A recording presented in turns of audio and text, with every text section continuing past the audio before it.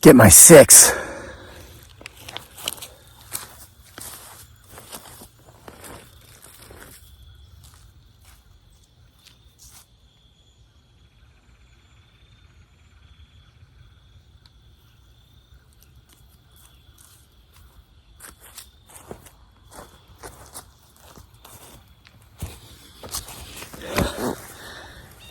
It's here, folks. Halloween night. All Hallows Eve. And the veil, it's not thin. It's non-existent. You never know what you may or may not see or hear back here in the background behind me. You never know what you may or may not see or hear or feel where you are tonight. Going to get a few things out of the way first here before we tell this, our final tale from October Nights 2. 31 more tales for the Halloween season. Mr. Glenn Hill in Jackson, Ohio. I know that's not mispronounced, only if you don't live there. But if you're from Ohio or any other part of Appalachistan, you know Ohio means Ohio. Mr. Glenn Hill, who submitted a couple stories to us today, which will appear in Bigfoot Sasquatch Files Volume 15, as they are cryptid related, not necessarily paranormal, is the winner chicken dinner of this beautiful, large family of skunkin' tiles. Made in Crazy Lakes Wood Shop. Yeah, I'm a weirdo. Proud of it. Proud weirdo since 1973, brah. This little monster and her offspring, it's part skunk. That's why the babies are on the back like a possum. Part pumpkin. That's why it's orange. Part reptile. Looks like a snake's face, does it not? That's why it's called a skunkin' towel. I've created a monster, just like Eminem in that one song. So Glenn, we've emailed you about this, or we're going to, didn't yet, because I want you to be as surprised as everybody when you see it in the video. Email us your mailing address. You'll get this week. All right. This is crazy. As you know, I've recently gotten a part-time job because all these vertically challenged individuals in the comment section, the folks that live under bridges, are like, you need a job. You need a job. Got too much time on your hands. So I started looking for a job, dude. I actually looked to get one at the Amazon warehouse that's close to me, and in the Amazon delivery, I'm like, that's a lot of work, man, for like not a whole heck of a lot of money. And then I found out about this Amazon associate thing, so I've been putting links in here. I want to thank the many of you who went to the link from yesterday's story and got one of these totally awesome travel mugs, Stanley Thermos things, and the watches from the day before that. My part-time job's paying off, and it's just like still get to be at home with my family just like before. It's great. So thank you, vertically challenged individuals who live under bridges, who recommended I get a job. It's working. So again, I'll put the link in the description box below for this, as well as what's in it, which is not coffee. Today's drink of choice is, could it be liquor because it's quicker? No, it's Boost Energy Drink. Guys, this right here, especially those of you who diet off and on or who are getting older and still trying to work out, this serves two purposes. Both my beautiful bride, Dearly, aka Giggly Girl, and myself have been using this product for more than a year. It's made by Nestle. I drink it because of the energy and the workout recovery. It's got 10 grams of protein, so I get a big protein boost, which helps repair muscle damage that I do to myself daily. Training to be a competitive middle distance runner, even though I'm almost 50 and splitting wood all the time. Plus, it's got 27 vitamins and minerals. Dearly uses it as a meal replacement. This is her breakfast. She dumps one of these with 8 ounces into a glass of ice. She uses a straw, sips on it. She doesn't get hungry for 5 hours. And then the secondary purpose I use this for is I've never been one to snack in between meals. That's one of the worst habits, dietary habits you can have. But I burn so many calories throughout the day because I'm such an active guy. I need something, and I usually consume fruit, vegetables in between meals. This helps as well. This will hold me over until the next well-rounded meal. And it keeps me away from potato chips and candy bar and ice cream and all that other terrible stuff that really is just cancer disguised as food. So I'll put the link to this in the description box as well. Again, thanks to all of you who have been supporting me in my new part-time job as an Amazon associate, as I do receive a very small commission for every purchase you make from these links. And just as this travel mug, Trigger Action travel mug, kept my coffee hot all morning yesterday while I told the story from yesterday, it keeps my Boost cold because I like to drink it cold, though it is delicious room temperature as well. for however long it takes me to drink it. I feel that protein repairing that muscle damage right now. And it tastes good. Peaches and cream. They got vanilla, chocolate, all kinds of flavors. Now, I used to do all this shameless self-promoting. Now I'm doing what I don't know. Guys, you remember I said the veil is non-existent? You remember our story from a couple weeks ago about the October Rider? Watch.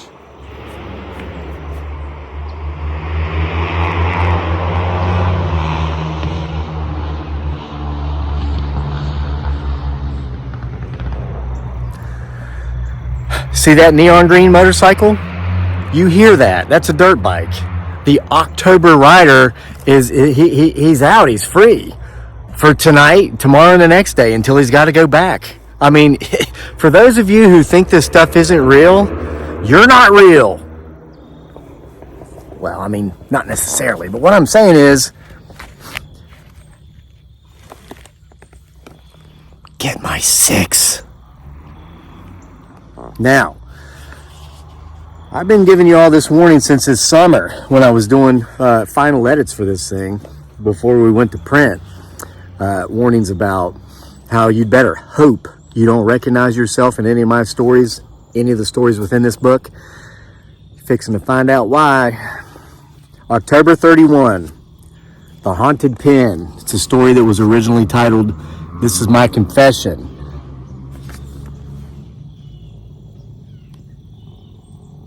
But I was afraid Usher might sue me for copyright infringement. Not really. You remember that song, right? I'm hearing footsteps back here in the woods. We've got the October Rider out. Who knows who or what may be encircling to hear this story up close and personal.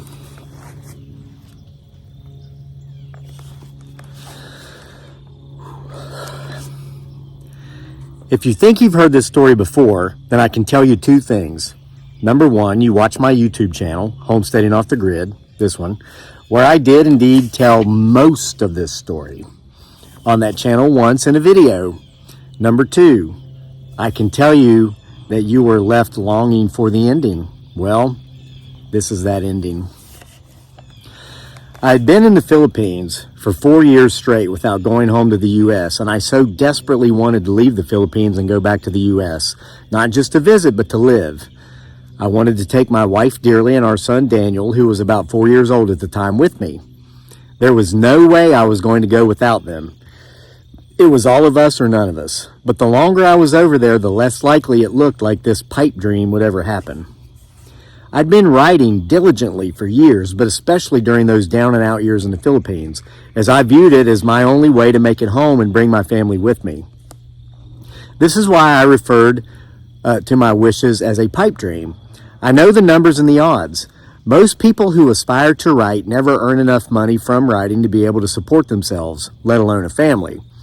Add on top of that a move from one continent to another that would take immigration paperwork and tens of thousands of dollars just for airfare fees associated with the tens of thousands of dollars just for airfare, fees associated with the immigration work, and not to mention money for living expenses and living arrangements for which I had none set up in the U.S. I didn't have furniture and belongings in storage somewhere back home. I'd sold the few belongings I had before I expatriated to the Philippines, and I gave away anything else I couldn't sell. My family and I would need money for a deposit, first and last month's rent, to even get into an apartment once we got to the U.S., and then we'd need to buy furniture, clothes, the list goes on. Think about this, folks. This is the situation we were in. It seemed so hopeless. And after 4 years of full-time writing in the Philippines, not only had I not made it, I was still broke. But then I remembered the old woman on the mountain, back in my wife's native province, the witch doctor. We've heard a story of her before, okay? In this work. The first doctor appointment my son Daniel ever went to in his life after being born was to a witch doctor. He was just under a year old, and we were living in the jungles of deep, dark Mindanao, the southernmost major island of the Philippines. Mindanao is, or was rather, before Rodrigo Duterte would become president and clean the place up, the most dangerous island in the world. It was riddled with multiple terrorist organizations, and if you were a white foreigner, like myself, you were a constant target for murder or kidnapping for ransom, as were any offspring you might bear with a local Filipina. The U.S. Embassy, as well as all the embassies of all other Western nations, strongly encourages their citizens to stay out of Mindanao. So, of course, it was the perfect place for a batshit crazy combat vet like me. But there's an even darker side to Mindanao that no actual government will recognize, at least in writing. This is the dark side that includes witchcraft, cannibalism, voodoo, and many other types of things that go bump in the night. Most of these things are stories for another time, and I must, at this venture, point out you can read about a lot of these entities in my novel, Isle of Capri. There's our shameless self-promotion. But there's one story associated with the dark side that comes from Mindanao that must be discussed at this time, because it is this story. It was actually the month of October, though I wouldn't have known by looking at my surroundings. There were no autumn leaves, as we see behind us here, because there was no autumn. We were in the tropics, where it is summer every day of the year. However, it was October nonetheless. My son was suffering from a low-grade fever, cough, and a stuffy nose. We didn't have money for medicine, and my wife simply said, "We'll take him to the witch doctor." I said, "You're kidding, right?" She said, "Why I kid? You know he is sick." Anyway, she actually convinced me she was serious, and I figured, well, when in Rome, and I had no money anyway. Turns out we would end up paying the witch doctor with a bundle of bananas we chopped off at the top of a banana tree in my wife's parents' yard. We rode my wife's father's moped to a small village that was almost on top of a very steep mountain. Once we got to where we could not ride anymore, we got off and walked, carrying our son and the bananas, until we reached an old bamboo hut in the middle of absolutely nowhere. This was the home of the witch doctor. We went inside the witch doctor's house, and she and my wife exchanged pleasantries in their native language. My wife then went on to tell the witch doctor what was wrong with our son. I sat back, arms crossed, not understanding a word that was being spoken, nor taking any of this seriously anyway. The witch doctor felt our son's forehead and armpits, and then said, Then she took a bunch of different ingredients, I guess you would call them, from a bunch of different clay pots, and then she put them all together inside a half shell of a coconut husk and lit them on fire. Smoke rose from this husk, and the witch doctor inhaled the smoke and then blew it into our son's face. I actually laughed at this, though not loudly, and the old woman looked at me and in perfect English said, "You scoff? Scoff at this." And then she waved her hand over the husk, and I swear, as the God of your choosing is my witness, the smoke coming up formed into the figure of a nude woman. The little smoke woman raised her arms above her head, placed her palms together, and began belly dancing. I could not believe my eyes. However, it brought back memories. Something about a hidden room with stuffed animals and old books, a room from my childhood that at the time I couldn't quite place. We now know that room from a few stories ago from the story The Two That Got Away. Similar smoky woman coming up out of a bottle of what we thought was wine. Remember that one? The witch doctor blew a few more lungfuls of smoke into our son's face and then told my wife, again in their language, to take him home and lay him down for a nap. She said that once he awoke, all of his symptoms would be gone. We paid her with the bananas and left. And later that afternoon, our son awakened from his nap, and all of his symptoms were gone. He had been completely healed.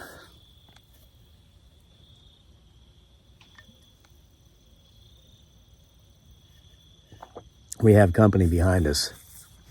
And yes, my boost is still cold. Get some. Links in the description box. And drink it from this mug.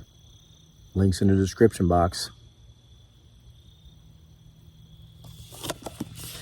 Fast forward more than 3 years, and there I was, having given it every freaking thing I had with my writing career.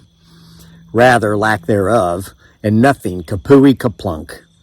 I was writing for some small, unknown blog, self-publishing short story collections and novels on Amazon that no one read, because no one knew about them, because no one knew about me, and submitting journal articles to Yahoo News if they would take them. My best month ever, earnings-wise, from my writing during this period had been $300. Most months I earned less than $100. Folks, this is all heart attack, true. But then I got an idea. What if I went to see the witch doctor, the one I'd scoffed at 3 years before, and pleaded my case before her and asked for her help? I ran the idea by my wife, and she said, "Why not? You've tried everything else." By this time, we were no longer living in my wife's native village. We'd had to move because her extended family had been helping themselves to me financially, and it had ruined me.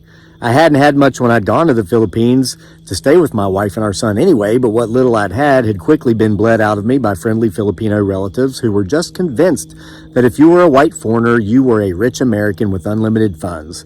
I know we've covered this in previous stories from this work, like Irene's story, so I won't belabor the point here. Actually, at the time of this story, we were living in the house we rented from that dear old lady, Irene, who we heard about in the story Papa Finally Came Home.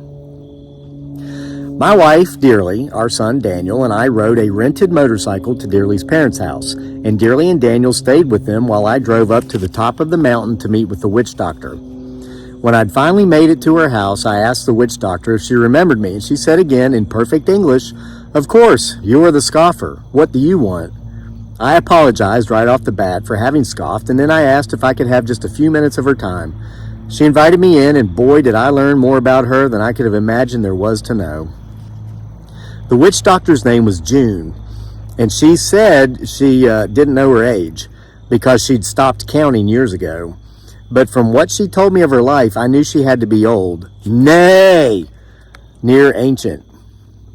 June had actually been married to a Japanese man who'd been a doctor and who had stormed the islands of the Philippines with the Japanese Imperial Army during World War II. The man would end up defecting due to the hideous things his government instructed him to do to both Filipino and American POWs. June didn't give me any of the gory details, and I'm glad of it. Anyway, after this Japanese doctor defected, and where better to hide from the rest of the world than in the jungles of deep dark Mindanao, he began providing free healthcare services to the locals who lived in the jungle and who otherwise would have never received any sort of treatment for illness or injury.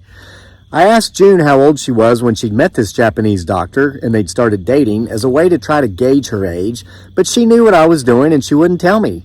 You can only imagine how creative my mind has been in trying to figure out her age since meeting her. Could she have actually been older than the Japanese doctor? If so, she would have had to have been more than 100 at the time of our meeting. I found myself again having visions of an old house, a hidden room with books and stuffed animals, and another old woman with skin that looked translucent. Remember the two that got away? June had learned a lot about traditional medicine from her husband, and the rest, well, she told me she came from a long line of witches, and being that it was Mindanao, and taking into consideration that I'd already seen her do what I'd already seen her do with my son, I had no reason to doubt her. I explained my dilemma of how I'd tried my hardest to succeed as a writer, but it just didn't appear to be in the cards, and of how I had no idea of any other way to be able to take my family to the U.S. and live our long fantasized happily ever after. "So it is success as a writer you long for, no?" she said. "Yes," I said. She looked down, and just like the first time when I'd been to see her, she said, And then she said, "There is a tree at the top of the mountain. It is a coconut tree, but not like any you've seen. Take the trail to the top of the mountain, find the tree, and cut off a piece of wood from its trunk and bring it to me." As she was saying this, she'd gone to the side table in the small living room we were in and grabbed a machete. She'd handed it to me as she'd been giving her instructions. "How will I know it's the right tree?" I asked. The mountain was covered with coconut trees, and they all looked the same to me. "You will know it," she said, and then she shooed me away with one hand. I left her hut and began making my way up the mountain. It wasn't far, maybe 400 yards, but it took a while. Again, this was a tropical climate we're talking about, and the humidity was high. The only place in the U.S. I've ever been that felt anything like the Philippines, climate-wise, is New Orleans in the middle of July. It's like the armpit of hell. I finally reached the top of the mountain, drenched in sweat and exhausted from my efforts, and I saw the tree she spoke of. There was no mistaking it. Yes, it was a coconut tree, but nothing like any of the others that surrounded it.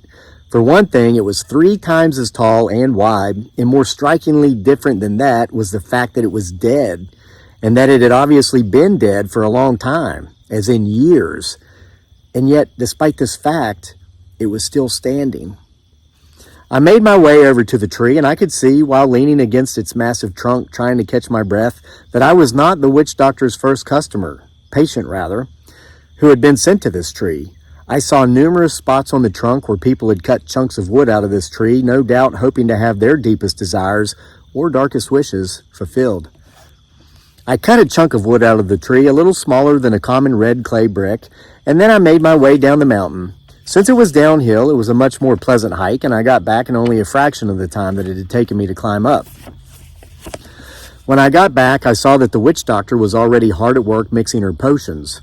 However, instead of making a dry, dust-like concoction that she would burn in a coconut husk half-shell, like she had with my son, she was mixing a gooey poultice-type looking concoction in a cauldron-type pot that she had over a fire in her fireplace. And note, this was the only fireplace that I would ever lay eyes on my entire time in the Philippines. Since it is summer every day of the year in the Philippines, there is no need for fireplaces, unless, of course, you're a witch. She took the chunk of wood from my hands and then pulled out a carving knife. With this knife, she cut off a slice of the wood about the size of an ink pen, which I would soon find out would be turned into just that, an ink pen. She took the remainder of the wood chunk and threw it into the fire underneath her cauldron, and as the wood burst into flames, I looked into the flames and saw what appeared to be dozens of little demons writhing in pain, and I could hear them screaming, all of this the entire time that the chunk of wood burned. June then took her carving knife and she carved a groove into the top of this makeshift pen blank she'd created.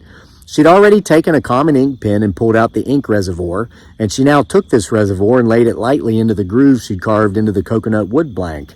Then she took this gooey concoction from the cauldron and she used it like an epoxy to seal the ink reservoir into the pen blank. She blew on it to cool it, and though she'd not inhaled any smoke from any coconut husk or from any other source like she had when I brought my son to her, I did see smoke come out of her mouth as her breath cooled the epoxy on the pen, and within that smoke were tiny little women dancing naked. She handed me the pen after the epoxy cooled, and she told me, "If you continue to write nonfiction, these journal articles you told me about, as long as you are honest in your writing, you will have nothing to fear." I'd explained to her, while laying out my situation before her, about how I hated writing news, because news was no longer news, it was spin. It wasn't about reporting facts and allowing readers to make up their minds. It was about pissing people off for the sake of getting clicks, which converted to dollars. That's why I'd explained to her, when I did write for media outlets, it was only journal articles that I would write. Articles based upon my personal experiences and with no spin. Sure, I was broke, and I guess I was willing to plead my case to a witch doctor, but selling my soul to the devil? Becoming willing to do anything to make a buck? Like I was watching journalists and bloggers alike all around me do, like Alex Jones, just to name one, was something I was not willing to do. "I must warn you," she continued, "that should you use this pen to write fiction, you must be very careful, because some very bad things can and will happen. Perhaps not quite as you word them, but close enough for government work, as people from your world like to say." I didn't stay to chat long after this. I felt like 1,000 geese had walked across my grave. The demons in the fire, the smoke from this old woman's mouth, smoke that looked like more little nude ladies dancing, the warnings I knew I must heed. It was all too much, and after a proper farewell, I left, and I never went back.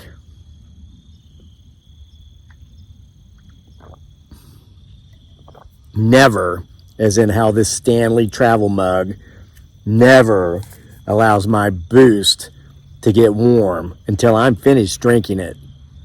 Links to both are in the description box below.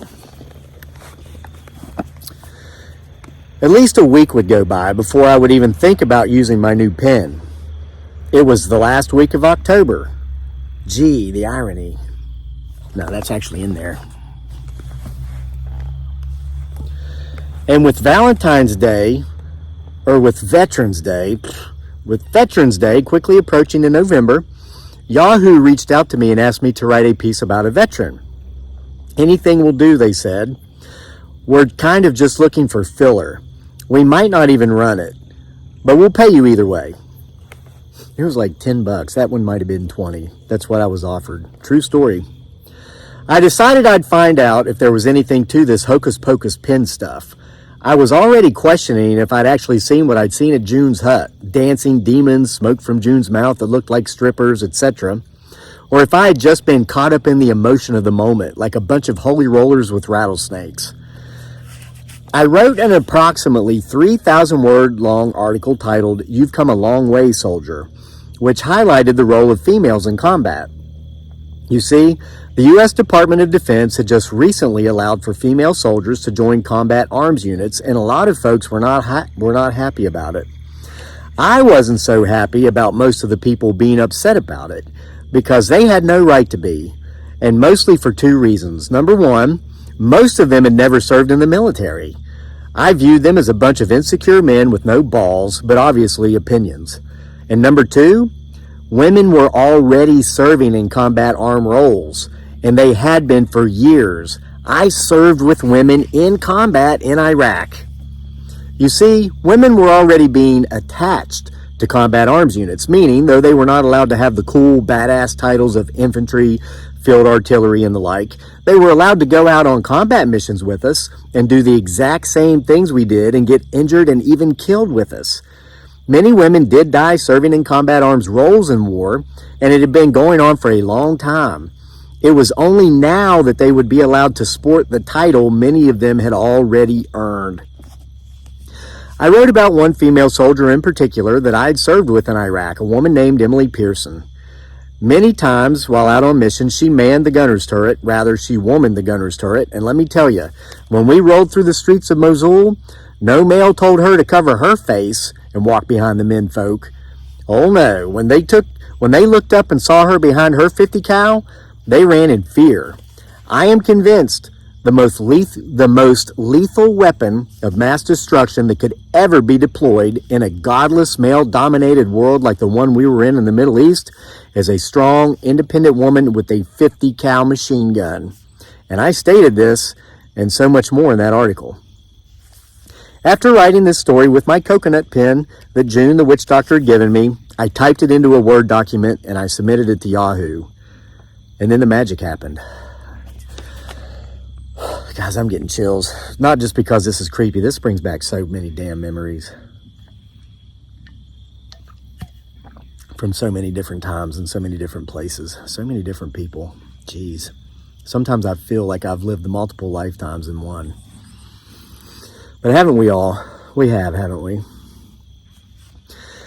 The article went viral on Yahoo and any other platform that picked it up, which were most of them.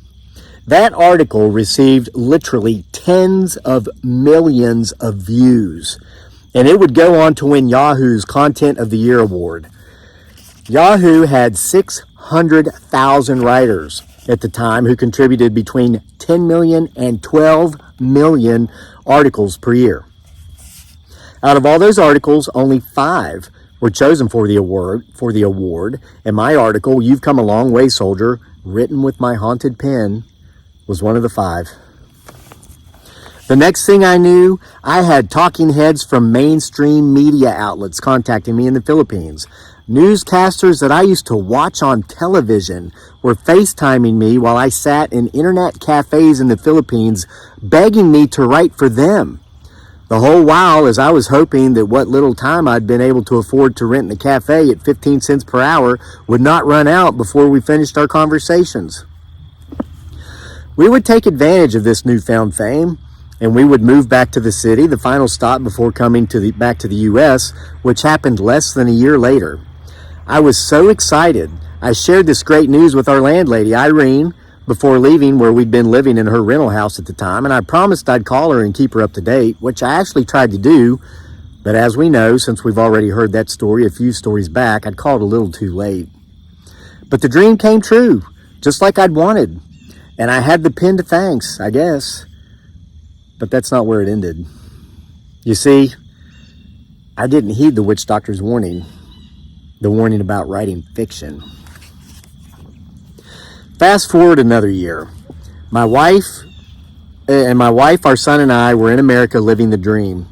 And we'd been having that make it to the U.S. someday fantasy all those years, while we'd been having that make it to the U.S. someday fantasy all those years back in the Philippines, we clearly understood we'd probably have to rent a roach-infested apartment for several years before maybe being able to buy a house in a rundown neighborhood on the poor side of town. Remember, the plan was to be a writer. But no, the dream came on quick and hard. We would only spend 3 months living in a nice apartment in Charlottesville, Virginia, where there is no poor side of town, before buying our 6 acres homestead out in the county where we would be surrounded by affluence. But it was during our time in that apartment when the celebration wouldn't end per se, but it would be dampened, at least for me. That would be the first time I would see a heavy price paid, not by me, but by many others, all innocent people, for what I'd written in the world of fiction with my haunted coconut pen. You see, I'd been writing a very unsuccessful fiction series while in the Philippines titled Trilogy of Terror. This was a series of collected short fiction, much like this work, October Nights, but much shorter, consisting of only 20,000 words total. I'd written one of the stories in the second volume of that series with my haunted pen. In the story, written with the pen, I destroy a small town in Appalachia once each generation. And one of the ways in which I destroy the town is by way of a flood of biblical proportions. The fictional town in the story was based on a real town. And during our time spent in that apartment in Charlottesville back in 2016, the entire portion of the state of where the real town that fictitious town in my story was based upon was actually located saw a flood of biblical proportions. The small town in question was destroyed, as were other towns in the region. Many families lost their homes, and some people even lost their lives. What have I done? I asked myself, sitting in bed one night, scrolling through news headlines and reading articles about the flood as I was unable to sleep, knowing exactly what I'd done. I'd done that which I'd been warned directly by the witch doctor against doing. And then things got worse. You see, I'd already written the third installment of that trilogy, and I was ready to go to print. However, I'd written one of the stories in the collection with, you guessed it, my haunted pen. I just won't publish it, I said aloud, after realizing my pen had caused the massive flood that destroyed so many lives back in Appalachia. As long as I don't publish it, nothing can go wrong. Until now, to this day, all these years later, this work has never been published, though it was written. The only thing wrong was me. I was dead wrong, figuratively, but sadly, many other people were dead, literally, to the tune of millions. You see, the story that I wrote with my haunted pen for that third volume, again, which has never been published, had to do with a virus that came to Earth by way of a comet. I'll admit the story was inspired by one of the short films in Stephen King's Creepshow, the one where the hick farmer, Geordie Verrill, played by King himself in the show, had a comet land on his farm. He touched the green goo in the comet, which had split in half when it landed, and would then spend the rest of the night being overtaken by a green plant-like growth that consumed him, forcing him to blow his head off with a shotgun to end his misery. You've all seen that, right? If you're fans of the Macabre. Best part in the movie, he touches it and he goes, "Me your shit." Remember that? In my story, the comet carrying this extraterrestrial virus comes to Earth and lands in China, where it is found by Chinese scientists who take it to a secret lab for testing. The lab has poor security, and it lacks proper anti-contamination and containment protocols. And the virus ends up escaping from the lab, and eventually it makes its way around the world, killing millions. Once it makes it to the U.S., it becomes an issue of politics rather than science, like so many issues once making their way to the U.S., and a pandemic, a worldwide pandemic, by the way, which should have been short-term, sets in for years as once again it's left versus right. One side is overly cautious, demanding a complete lowering of the standards of living for all, while the other side, led by the likes of the Alex Joneses of the world, refuse to believe that the virus is even real claiming it to be yet another hoax perpetrated by the New World Order, all in an attempt to, you guessed it, come and get their guns, which of course leads to massive die-offs among lower socioeconomic rural people who refuse to be vaccinated once a vaccine is finally procured. As long as I don't publish that book, I told myself, the world will be safe. I never published that book. But again, I was wrong. I told of all this in the YouTube video I made about my haunted pen nearly 2 years prior to the publication of this work. And at the end of the video, the part where I left everyone hanging, I stated that the problem was I'd written one more story with that pen. But I never said which story it was. Well, I guess you can say I have another confession.